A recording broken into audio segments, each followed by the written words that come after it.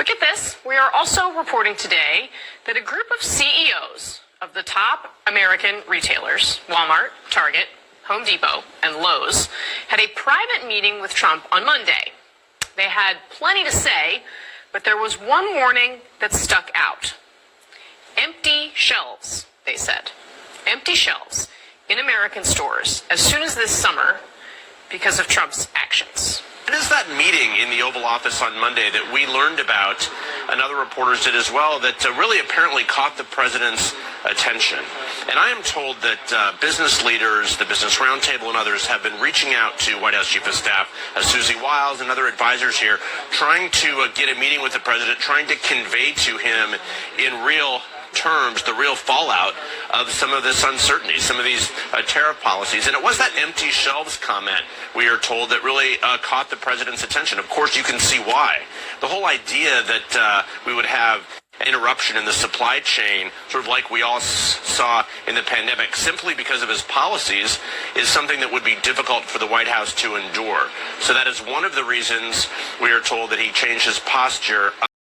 Trump's own advisors and the CEOs of 4 of America's biggest retailers, Walmart, Target, Home Depot, and Lowe's, had to stage a mini intervention in the Oval Office.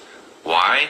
Because his tariffs and threats to fire Fed Chair Jerome Powell were pushing us towards empty shelves and a financial mess. These CEOs didn't sugarcoat it. They warned Trump that the trade war with China was already squeezing supply chains, and if it kept going, Americans could literally start seeing barren aisles in stores. Real consequences for real people. This wasn't just theoretical economic policy. It was about diapers, food, basic household goods. And the pressure worked. After weeks of chaotic messaging and market volatility, Trump blinked. He told reporters he has no intention of firing Powell.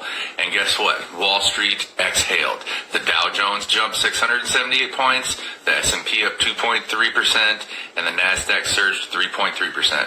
Investors were relieved, but they're not dumb. They know the damage isn't undone with one walkback. Even Trump's Treasury Secretary, Scott Bessent, he warned it could take 2 or 3 years just to rebalance trade. So let's not pretend this was some mastermind economic strategy. This was reactionary damage control. And here's the wild part. Trump only changed his tune after hearing it from billion-dollar companies, after weeks of ignoring everyone else, including the economists and small business owners. It took 4 CEOs to get through. That should tell you something. It's not about what's good for the country. It's about who has access to him. Power talks, and unless you've got a corporate jet or a Mar-a-Lago membership, your voice just doesn't matter. So when Trump claims every country has ripped us off, remember, he's trying to sell you economic nationalism while doing everything he can to keep Wall Street happy. And this time, the only thing that saved him from a full-blown crisis was a room full of CEOs saying, "You're about to wreck this place."